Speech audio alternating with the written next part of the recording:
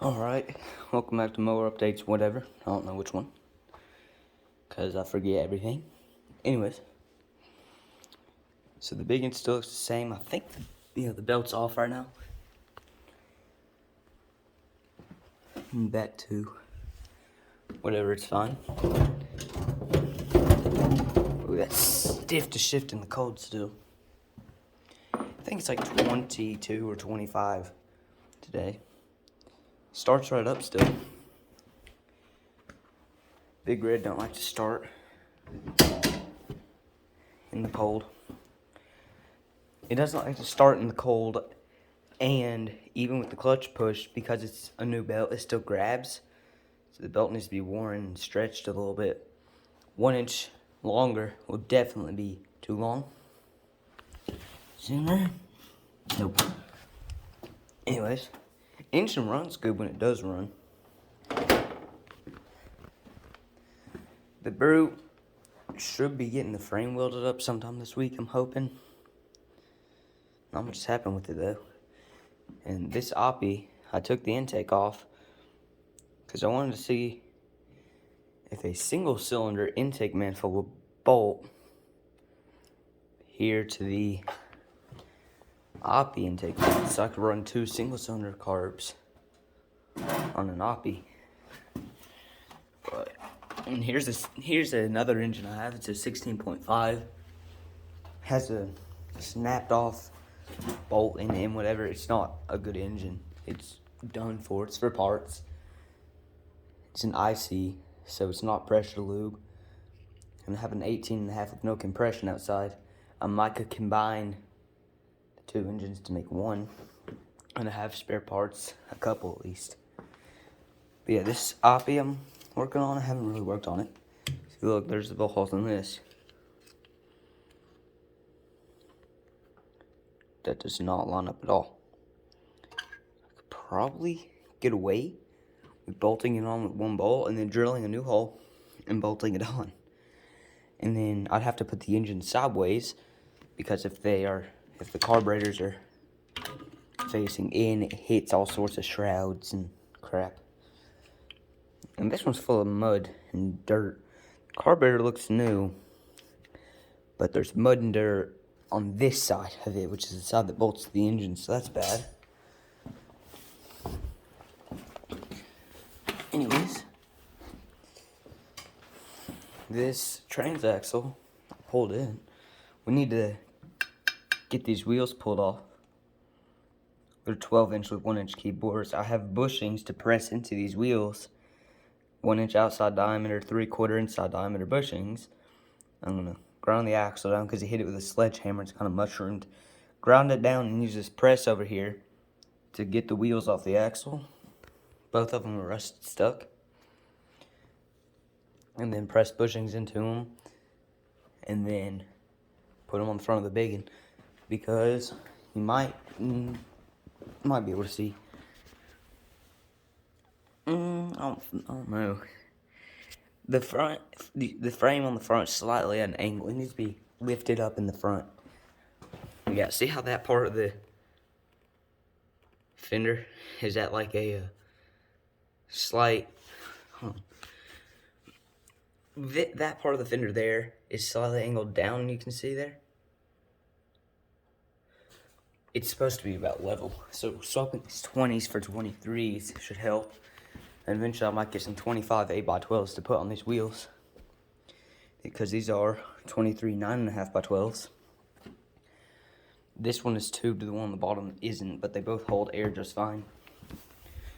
If you're wondering about this transaxle itself, I mean, it's crazy, right? It's a hydro gear 718. It's hydro gear 718-0241. I mean, they're super heavy duty, 1 inch axles, oil cooler. I found some parts diagrams online, and I mean, they don't have spider gears, they have more like planetary gears. It's crazy. They're super strong, super heavy duty transaxles. I mean, look how big those mounting holes are. And this is a front mounting bracket here. It's only got this little, like 3 or 3.5 inch pulley. So if I end up using it on the Brute, which I kind of plan to one day, put this pulley on it.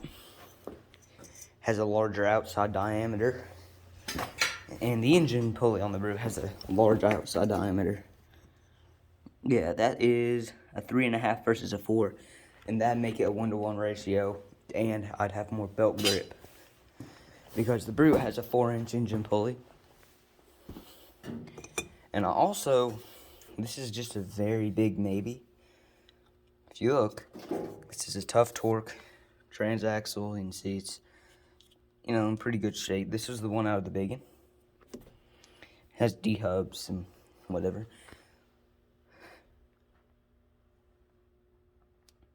Yeah, it's the same transaxle except with keyed shafts that are really long.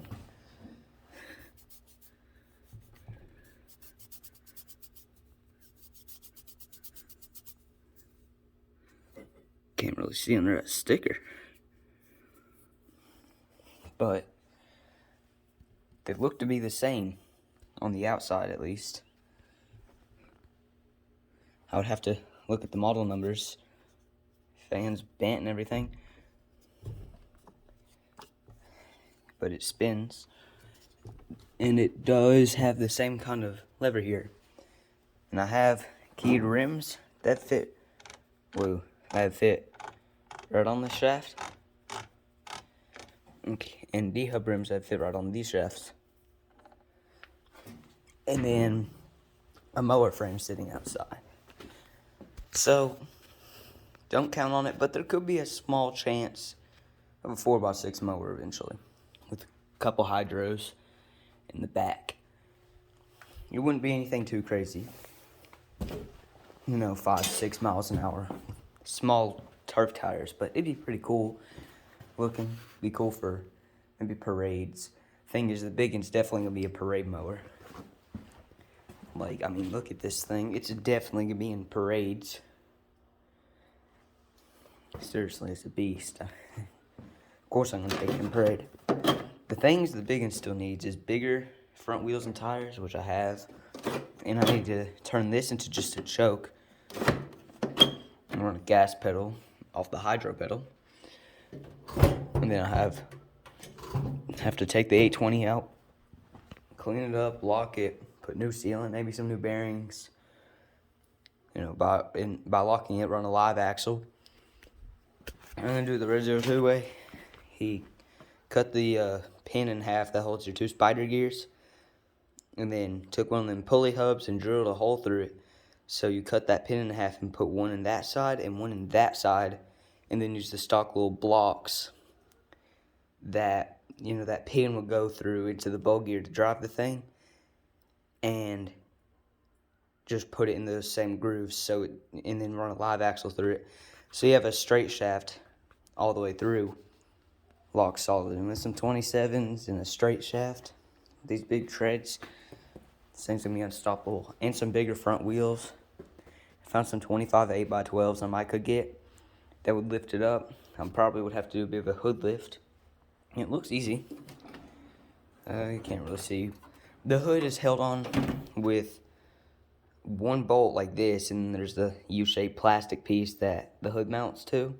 But there's a hole drilled all the way through it, and I could bore that hole out to 5/16 and use the transaxle mounting bolts on it, and then run a piece of that 1/8 inch flat strap on both sides to like raise the mount, and then run a long bolt down where that stock one was, and then it'd be, you know, pretty sturdy. It wouldn't bend or anything.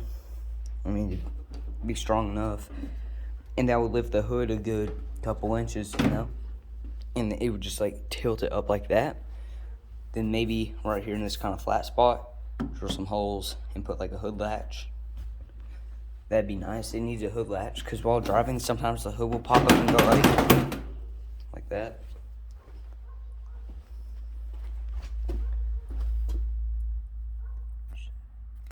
Packed snow on this thing. And it's still snowy, sadly. If we come come out here. Here's the mower. I pulled that hydro gear 718 from. It has no steering. Has an 18.5 IC in it, which I believe doesn't have compression. I mean, it has a spark plug in it and everything. Yeah, it has a plug in it down there. It's tight.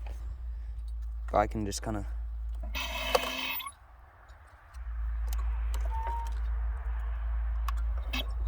I mean, there's no effort there. Oh. Yeah, so she's cooked. Got no compression. The other one, I don't know, that has compression. But it does have a brand spanking new carburetor.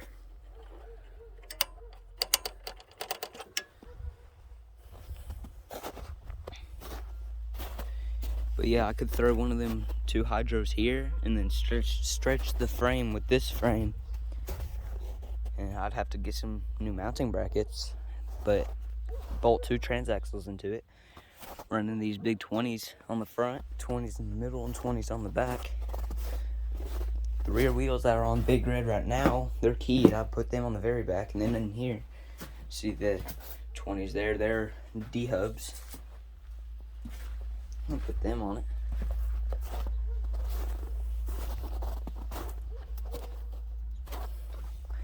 And if you're wondering what I'm gonna do with the 20s that are on the front of the big one, once I swap its tires for bigger ones, I'm gonna put them on the Brute and then take the Brute's ones as spares. Yeah, that tire, it's low on air. The other one's holding just fine, it's tubed, but that one isn't. The dash is kind of falling off. Of course, there's no steering. I have the steering box still in that one, and I could pull all the steering crap and clutch junk out of this one and put the steering box from a Craftsman and maybe the clutch from Craftsman in this. Or I wouldn't even need to run a clutch if I can just figure out a way to get the engine started.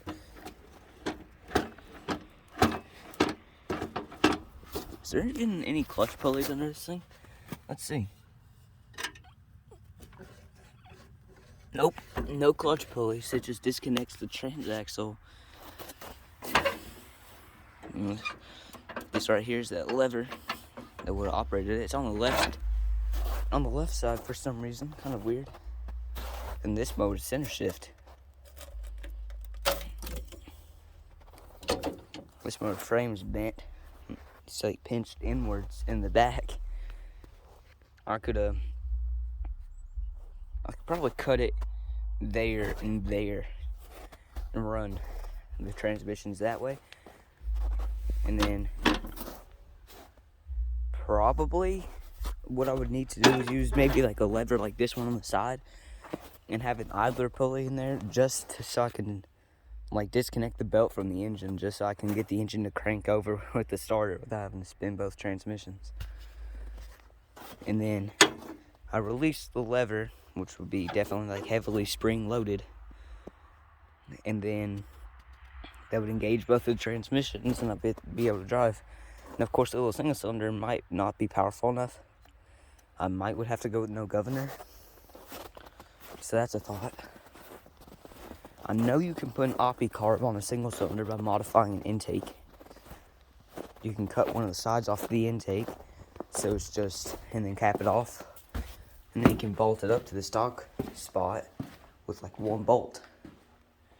Or something like that, you know. And then run an oppie intake on a single cylinder. But yeah, I'm almost betting the head on that one out there is cracked because apparently he tightened. There's only one bolt holding the exhaust on, and he tightened the one bolt with an impact, so it probably warped or cracked the head, and it's a leak in compression out from the gasket. Something like that. That's probably what happened. I need to get these aux beams installed.